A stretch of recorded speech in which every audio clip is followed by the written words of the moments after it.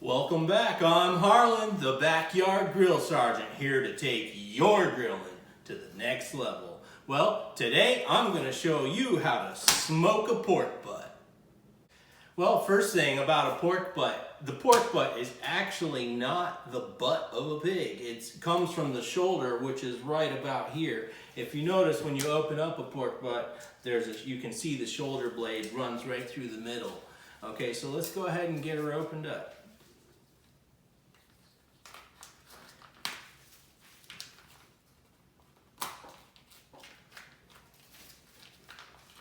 Now pork butts, they usually come in 2 packs. There we go.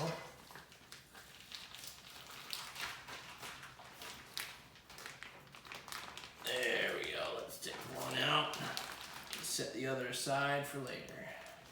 All right. Oh, one little trick I almost forgot. I take some wet paper towels and put them on the counter and put them under my cutting board like that. That'll help keep the cutting board from moving around on you. Now, when you're looking at it, when it comes to trimming a pork butt or a brisket or any kind of meat, the trick to it is actually just to trim anything that you don't want in your final product. So here's some yucky stuff right here. If there's any silver skin, I like to make sure I get that off because that makes the meat a lot tougher if it's in there. Little trick, I like to keep a trash can right next to my side, right next to me.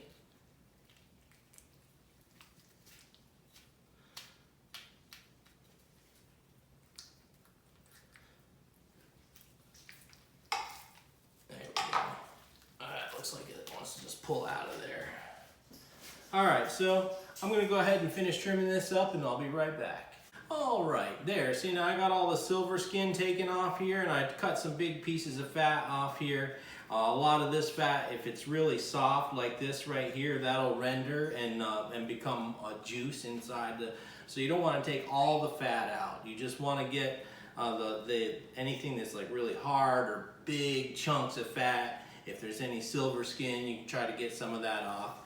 To be honest, I mean, there's really not a right or a wrong way to do it. It's just what you want in your finished product is what you leave in. So now I'm gonna go ahead and flip it over.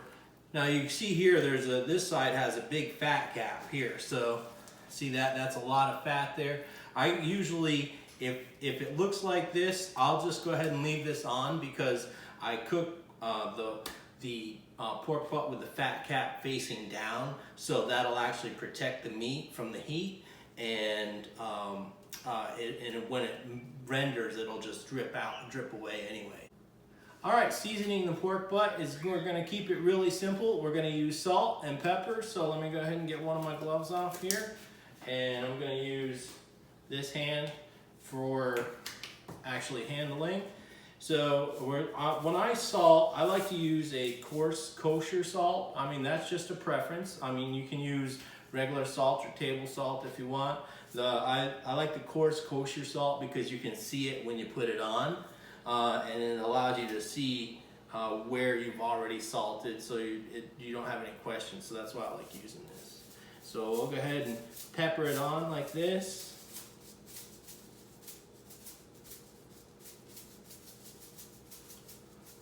Now this is a really big piece of meat, all right, so it is difficult to over season it.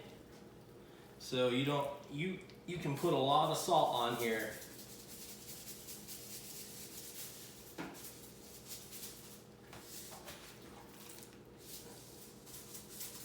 There we go. All right. So and then I'm going to use ground pepper. So I'm going to take and just start grinding the ground pepper.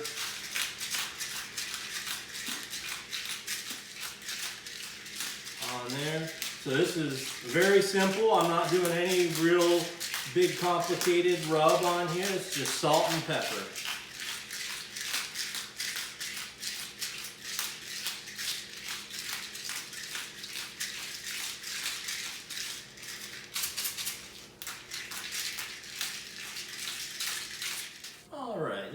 see, I've got a pretty good coating of salt and pepper on there. Now that I put it all on there, I like to take and tamp it down like this.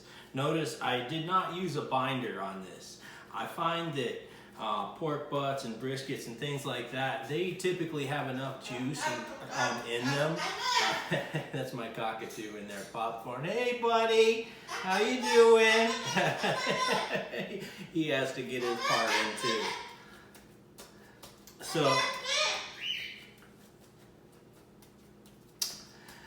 So there, now that I got it all tamped in, that helps it really stick in there. I really don't use a binder on these. I feel that it's not needed. You can if you want. A lot of people use, what?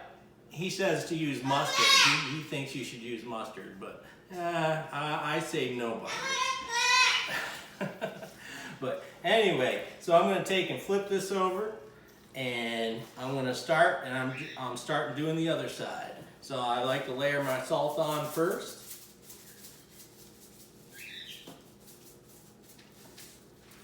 There we go. Now one thing, these are really big thick pieces of meat, so don't forget to get the edges.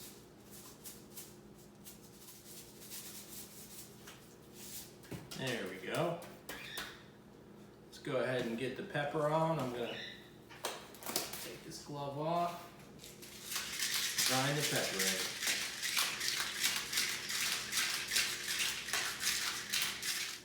So there's no real exact amount that's what's correct and what's wrong. It's really, it comes down to how much salt you want to put on and how much pepper you want to put on, or any other kind of rub. Now, one thing I do recommend, especially when you're smoking in a smoker for 8, 10, 12 hours like that, is you try to avoid sugary rubs, okay? Because the sugars, they'll burn onto the meat and it won't really taste that well. So I like to avoid rubs with a lot of sugar in them. So I tend to stick with salt and pepper and keep it simple, and trust me, you won't regret it. All right, now that the pork butt is all seasoned, I'm gonna wrap it up, put it in the fridge, and tomorrow morning we'll get it on the smoker. Good morning. Here we are at the smoker. Before we get the pork butts put on, I want to talk about a couple of topics. The first thing is fire management. The most important thing about smoking any kind of meats, whether it be pork butts, briskets, anything, the most important aspect is good fire management, okay? You want a nice clean fire. If you see the chimney over there behind me, you see that's a very thin blue smoke, and if you look closely, you just see little heat waves coming out of it. That's what's gonna produce a nice, good flavor. If your smoker looks like a freight train going down the tracks, then that is not gonna produce a good flavor. Okay, so the next topic I want to talk about is actually, it's good to keep a good source of moisture inside of your cooking chamber. So one thing I like to do is I like to keep a metal cake pan inside with some water, and I put it in there, and that helps keep moisture inside the chamber, and it helps the smoke stick to the meat, and it helps also keep it a little bit more moist. All right, so let's go ahead and open this thing up and get the water. Look at that, yeah. We'll get the water put into the pan.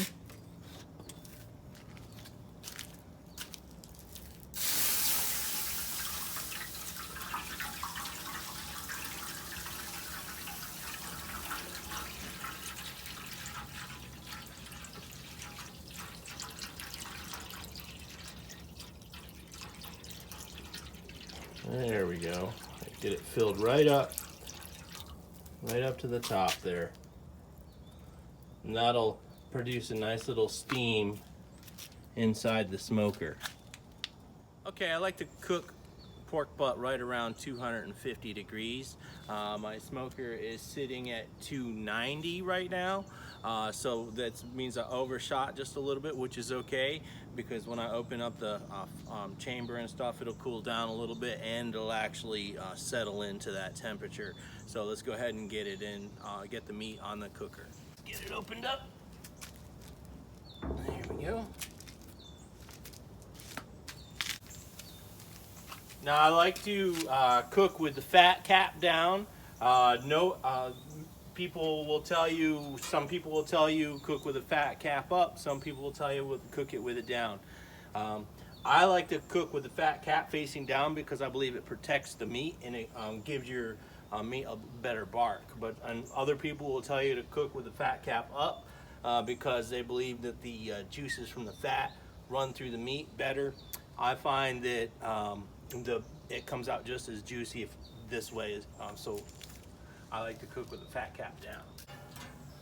There we go, we got them all on. So I'm gonna let them heat up to about 165 degrees, give or take it. And then once they get to that, I'll wrap them in aluminum foil and finish them off to 205 approximately. I just want to draw your attention here to the, these are the temperatures of what's going on inside the cooking chamber. This one right here, the 257 degrees, that's the actual temperature inside the cooking chamber. All right, the 104 is the temperature inside the pork butt. And I've got also have a brisket in there. These two temperatures are for the brisket, but for right now, we're going to be talking about this 104 right here. Okay, so when you put your temperature probe inside the pork butt, there's a large shoulder blade bone in there. You want to make sure that that probe, when it goes in, doesn't hit that bone. You want to make sure it only touches the meat inside. So let's go over to the cooking chamber and take a look at that.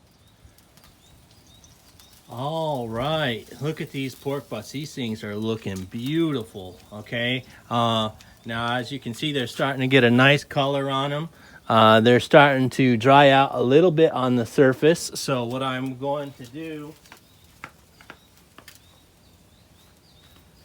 sorry, I had to walk away there for a second. What I'm going to do is I have this squirt bottle with 1 part apple cider vinegar to 3 parts water. You can use apple juice. You can use 50-50 apple juice, whatever you want on there. What's important is that you just kind of get in here and wet it down about once an hour, once every 45 minutes. And then get the chamber closed back down. All right, just a little update on the pork butt. As you can see here, the temperature of the pork butt is 130 degrees. And let's go over and take a quick peek at it. I'm not gonna open up the chamber too long. Let's see here. Oh yeah, that's starting to look really nice. Let's close that back down though. Okay, just another little pork butt update.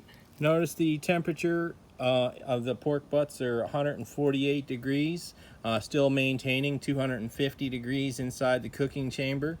Let's go over and take a look at these pork butts. Oh wow, those look delicious. Look at the ones in the back. All right, let's get this closed back down. Okay, if you look at the temperature up here in the upper right hand corner, that's the temperature of the pork butts. They sat at 166 degrees for quite a while, and they're just now starting to go up past that, which means it tells me they're starting to come out of the stall. And let's open up the cooker and take a look at them. Oh. Wow, look at that. Those are delicious. So getting a nice bark on there, not burnt, just right. I'd say those are time to go ahead and wrap those up. I like to wrap pork butt in aluminum foil, so let's go ahead and get started with that. Okay, as you can see here, I have two different sizes of aluminum foil. This is the heavy duty extra wide, and this is the heavy duty regular size aluminum foil. I like to use the extra wide aluminum foil as much as possible because it does a better job wrapping all the way around the meats. However, I am running a little bit low on the extra wide, so I'm gonna do a part of the wrap in the smaller aluminum foil. But if all you have is the smaller aluminum foil, what you can do is you pull yourself a piece out like that, and then a second piece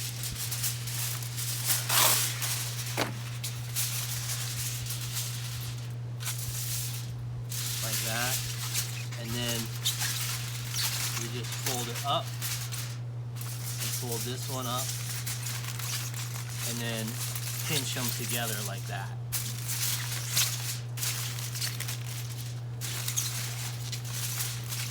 So if you don't have the extra wide aluminum foil, that's okay. You can use the regular. It's just easier if that's what you have. All right. Good, so now I'm just gonna set this on here to keep it from blowing away. I'm gonna go get the first pork butt and get it on here.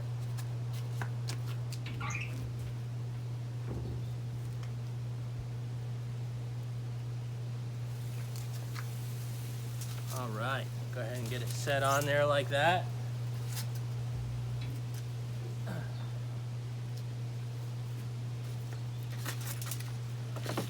And then wrapping, there's nothing special to it, just get it wrapped up. Okay,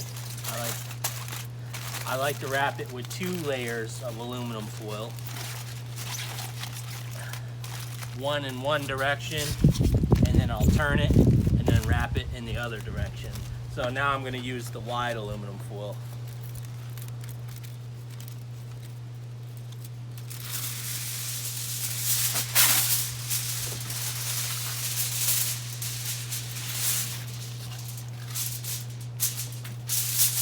See that? You can see how that makes your life a lot easier when you can do it with just one piece. But you can do it even if you have the smaller stuff. There we go. I'll go ahead and get this one on and get the rest of them wrapped up. All right, now that the meat is all wrapped up, it's really nothing left to do except just fire maintenance. You just maintain your temperature up until the end. You wanna both brisket and pork butt finish out right around 200, 205, somewhere in there. Really what's important is when you probe the meat with the meat thermometer, when you put it in, it should feel about like going into peanut butter. So at that point, you know, when it's in that 200, 205 range, and it's nice and tender, feeling like peanut butter like that, you know it's ready to go ahead and take off and rest. But for now, I'm just going to maintain the fire, and I'll bring you back when it looks like it's ready to take off. All right, the temperature of the pork butt is reading 205 on the inside, so let's go ahead and put the other probe in it. Look at that, it just slides right in just like easy. 206, 207. Let's try one of these other ones. There we go. 207. Oh wow, it just goes right in. It's harder to push it through the aluminum foil than it is the pork butt. Slide it in there.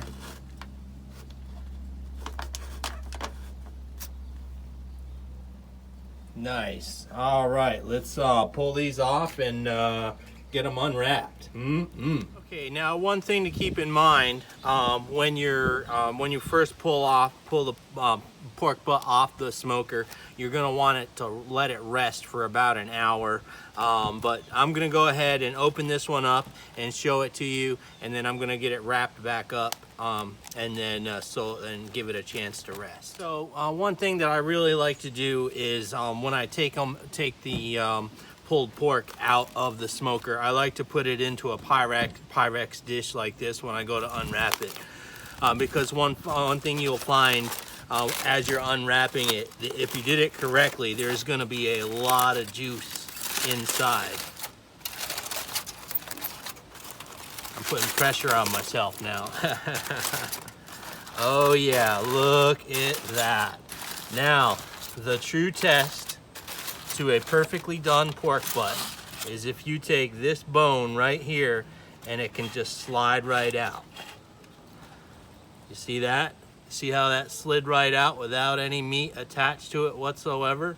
That was it. That was all it was, one tiny little sliver. Look at that. So you take that, you toss that away, and this pulled pork is ready to pull apart. Well, there you go. The pulled pork went on at about 7:30 this morning. It is 5 o'clock in the evening now. So as you can see, it's an all-day process, but it is worth the effort. And I'll see you next time.